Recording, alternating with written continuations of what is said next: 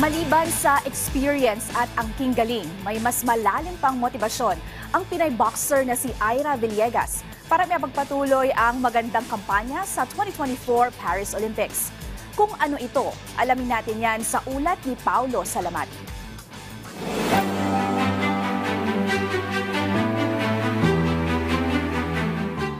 Sinong mag-aakala na ang dating libangan lamang na sport ang magdadala sa 29 anyos na tubong Tacloban na si Ira Villegas paakyat ng Olympics. Nagsimulang makahiligan ng sport na boxing sa edad na 9 dahil sa kanyang nakatatandang kapatid na lalaking boksingero. Noong musmus pa lamang si Villegas ay hanga na siya sa kanyang kuya na si Rominic, di lamang sa mga tropeyo at medalya na nakadisplay sa kanilang tahanan, kundi pati na rin ang pagbibigay nito ng tulong pinansyal sa pamilya noong siya'y boksingero pa.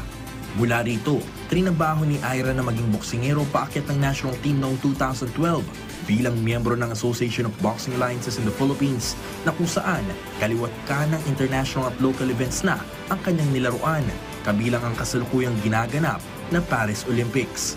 At ngayong nasa tugatog na ng kompetisyon ng kanyang naabot, ibinahagi ni Villegas kung ano ang bit-bit niyang motibasyon para sa tsansang mabago ang buhay ng kanyang pamilya. Naiyak po ako, syempre, inaalay ko pa yung panalo ko sa pamilya ko din po. Syempre, unang-una kay God, tapos sa pamilya ko, sa sarili ko, para po magbago po yung buhay po namin. Syempre po, galing po ako sa talaga, sa wala po. Mahirap lang po talaga kami. So parang, ito na rin yung paraan ko para may iyahon sa hirap yung pamilya ko.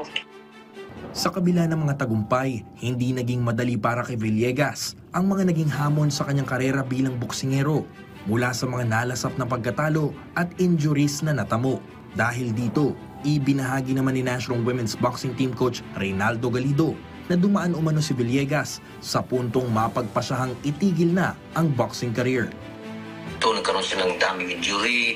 Alam mo, isang taon siya, hindi nakalaro nung time na na-injury siya, na nabasag yung dito niya. Wala na nga yun nga, akala niya katapos na nga ng karir niya sa boxer nga eh.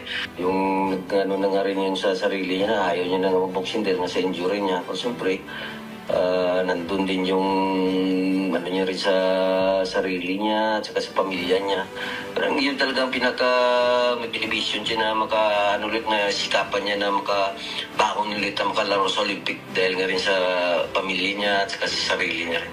Talagang ginano niya yung sarili niya talaga na maka-recover kagad. Sa ngayon, walang balak si Villegas na sayangin ang kanyang kampanya sa Olympics na kung saan 2 panalo na lamang ang kanyang kinakailangan upang tuluyang makuha ang gintong medalyang makapagbabago ng kanyang buhay. Pero bago ang lahat, nakafocus muna ang kampo ni Villegas sa kanilang semifinals ng Women's 50kg event, katapat ang binansagang top women's flyweight boxer sa buong mundo na si Businaz Çakıroğlu ng Turkey na magaganap bukas Manila time pasado 4:00 ng madaling araw. Paulo Salamatin para sa Pambansang TV sa Bagong Pilipinas.